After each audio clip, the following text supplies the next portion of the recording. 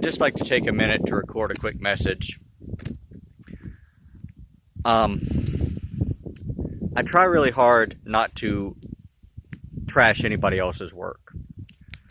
But when you define something like Kyusho Jitsu on the work of prominent frauds, and then turn around and say Kyusho Jitsu itself doesn't work, well, I'm inclined to agree with you, but I wouldn't agree with your definition of Kyusho Jitsu.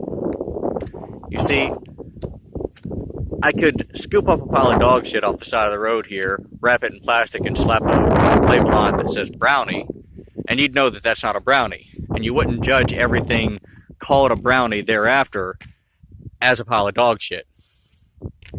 Unfortunately, when you take a relatively obscure term and you learn just enough about it to seem credible, then you go out and do something stupid with it.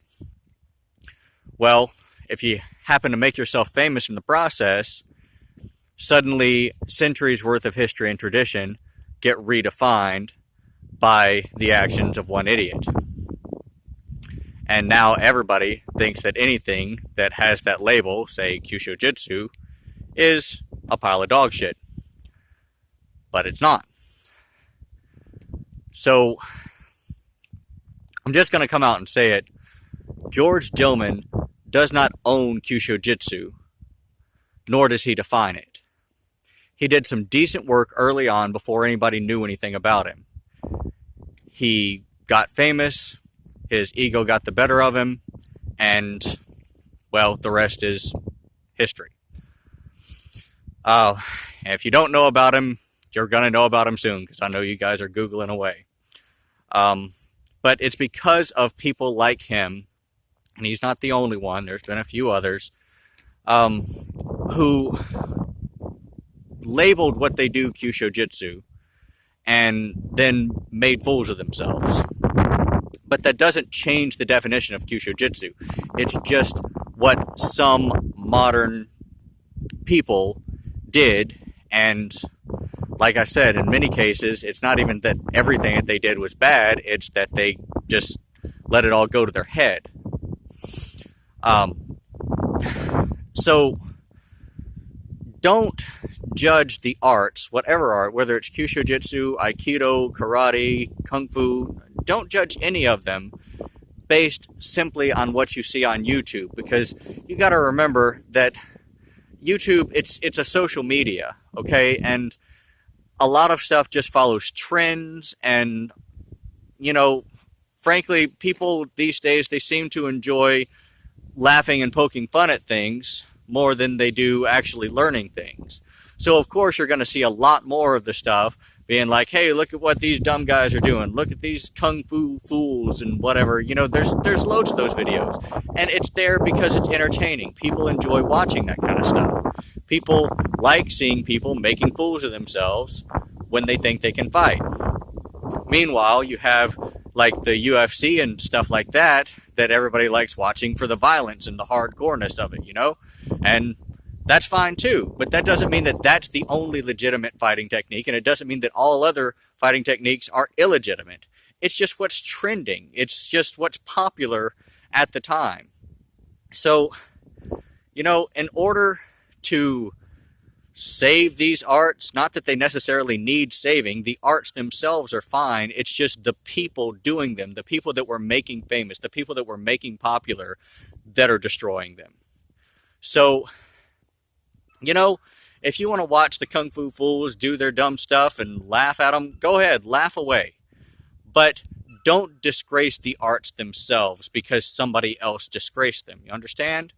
Support people who show legitimate versions of the arts too. Support those who are preserving the traditions and finding ways to make them effective, showing how they are effective, rather than just believing whatever crap you saw on social media. And in so doing, we might just save not only some cultural history, but some real techniques that could help save somebody's life one day. Because, you know, this is bigger than us. The arts are bigger than our personal egos.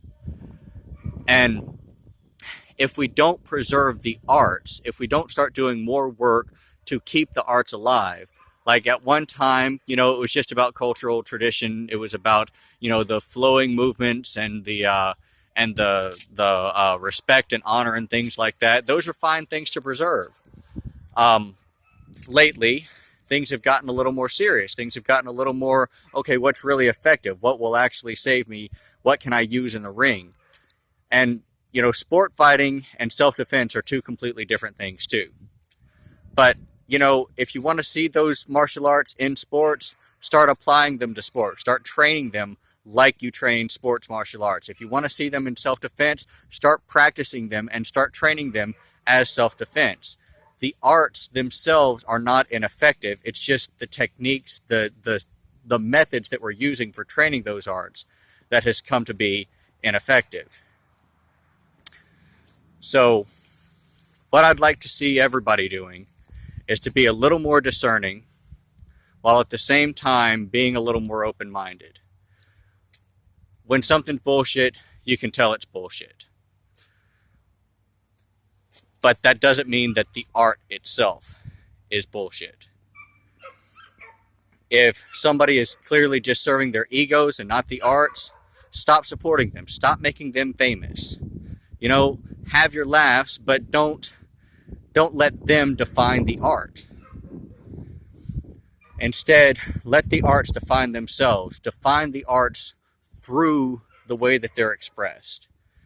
So, if a person is expressing the art as an extension of their ego and they're an obvious idiot, then that's the way that it's going to manifest. If a person is expressing the art through sport, then that's the way it's going to manifest.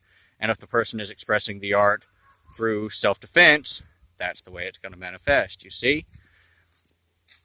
And the techniques themselves may change slightly, but that still doesn't mean that the art isn't still what it was. Aikido doesn't no longer become Aikido when you aren't just dancing with somebody and making sure that they don't get hurt. That's one way that it's trained. That's one way that it's practiced. But the way that I learned it, people get broken.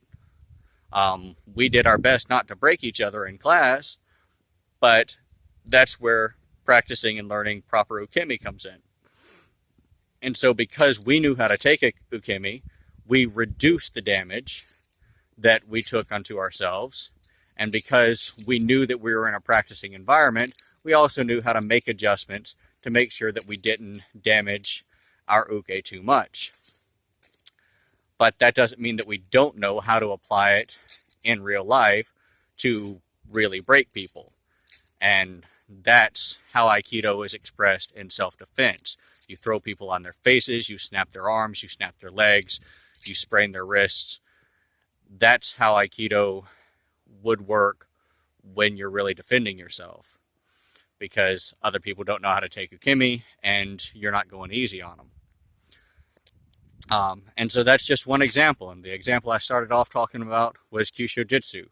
Kyusho Jitsu is a part of Aikido. It's not a martial art unto itself, as I've said before. It's a part of different martial arts, but it's not all pain compliance and pressing buttons. It's a means of exploiting the vulnerabilities of the body. So you can't just say that it's all bullshit when it's based on actual legitimate medicine. You can say that some of the people out there who made the term known are full of shit, because they are. But that doesn't mean that the art itself is useless. Just like Aikido isn't useless, Kung Fu isn't useless, or anything else. It's just all in the way that you train it. It's all in the way that you practice it. So hopefully you guys will keep more of an open mind from now on and be more willing to support people who are legitimizing and demystifying these previously slandered martial arts.